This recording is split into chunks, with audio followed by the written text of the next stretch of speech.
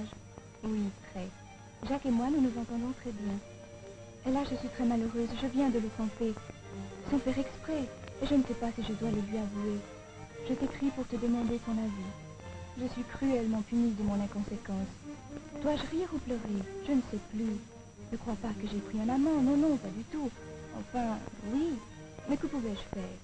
Voilà exactement ce qui s'est passé.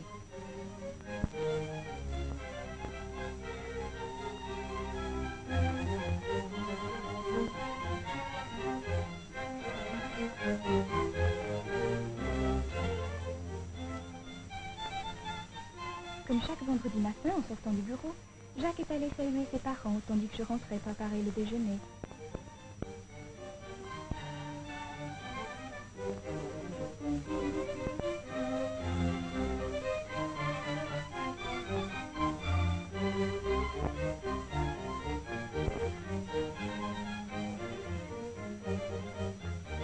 Allait-il faire beau, allait-il pleuvoir? On ne le savait.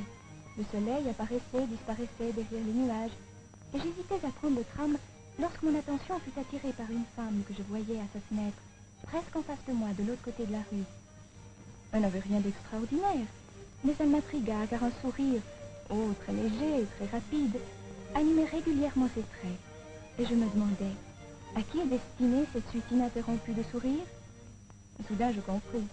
Elle souriait à tous les hommes qui passaient sous sa fenêtre, des vieux, des laids, des jolis, des grands, des hommes de toutes les sortes.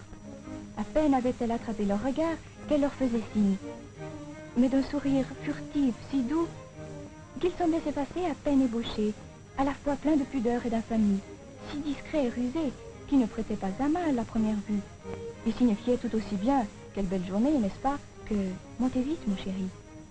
Ce délicat numéro, elle le répétait inlassablement, et en effet, après quelques minutes, je vis un homme répondre à cet appel et entrer dans l'immeuble.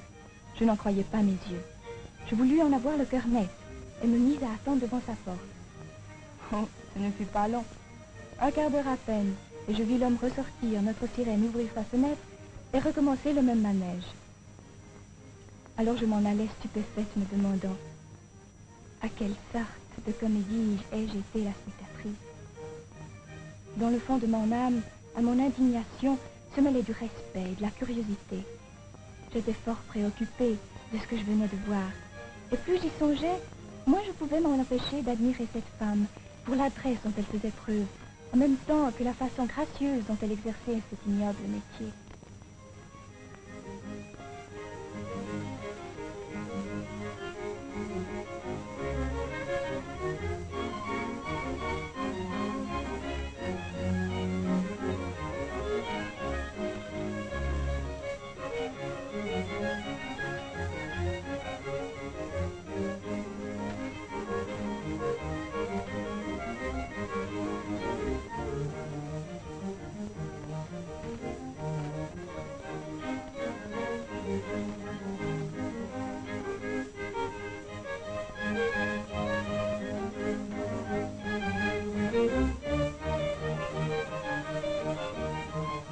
Alors, brusquement, il me vint une idée folle, tellement absurde qu'elle m'épouvanta d'abord. L'idée de faire la même chose, et de jeter au premier homme venu, moi aussi, un sourire, un seul, et de voir ce qu'il en résulterait.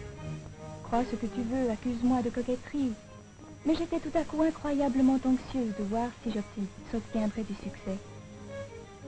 Impossible de chasser cette idée de ma tête. Elle revenait chaque fois plus menaçante. Il fallait absolument que je la mette à exécution. Mon cœur battait. J'avais honte, je l'avoue. Mais je me pardonnais d'avance ma témérité en songeant à ce que disait Jacques.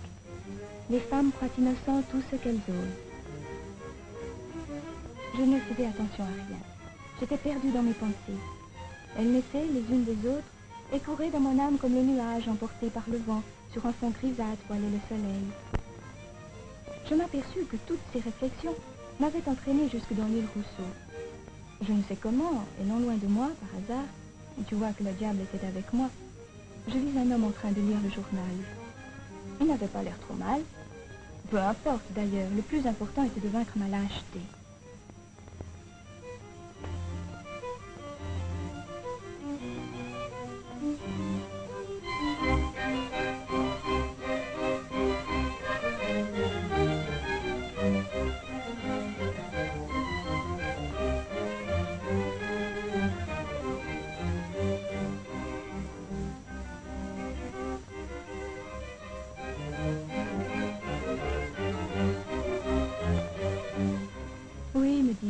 destin d'une coquette est fort cruel.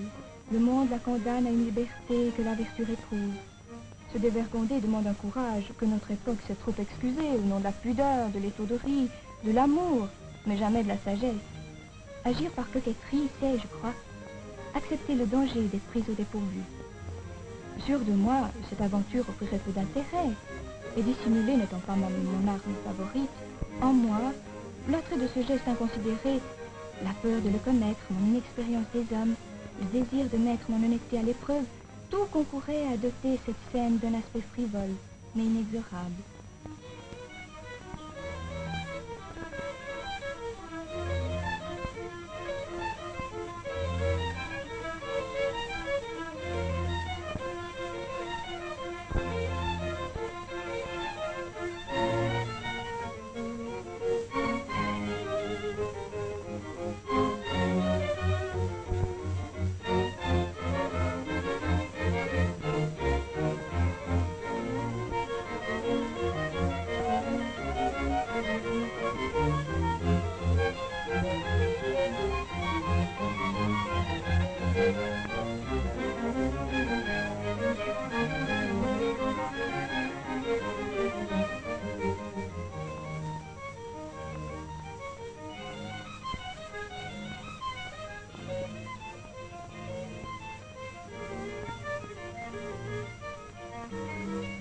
Je me demandais quel genre de sourire adopter. Célimène, Iphigénie. Je m'étais assise à côté de lui. J'hésitais, je tremblais. Et enfin, bravement, je sautai le pas. Je lui ai souri. Oh, très vite, très timidement. Eh bien, cela a marché du premier coup. Mon inconnu s'est approché en offrant ses services. Alors je me suis affolée. Je lui ai dit que c'était une erreur, qu'il s'agissait d'un pari avec moi-même. Et je me suis enfuie. Il m'a poursuivie. Il n'a voulu rien entendre. Il avait l'air de s'amuser beaucoup alors que j'étais folle de terreur. Prise de panique, je courus pour lui échapper, mais il me suivit en auto.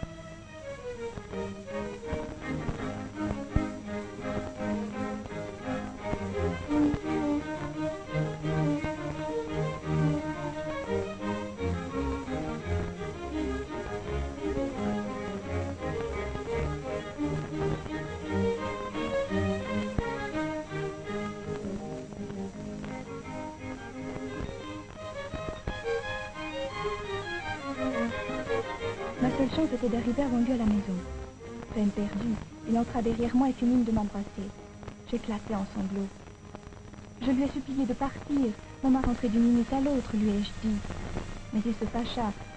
Trêve de comédie, ma petite, dit-il. Par 50 francs, c'est à 10 euros. Le seul moyen de me débarrasser tout de suite de cet imbécile était de lui céder. C'est ce que je fis. Que pouvais-je faire d'autre? Me voilà cruellement punie de ma coquetterie. Je t'écris, chère Françoise, pour te convaincre de mon innocence. Réponds-moi vite. Ton amie, Agnès.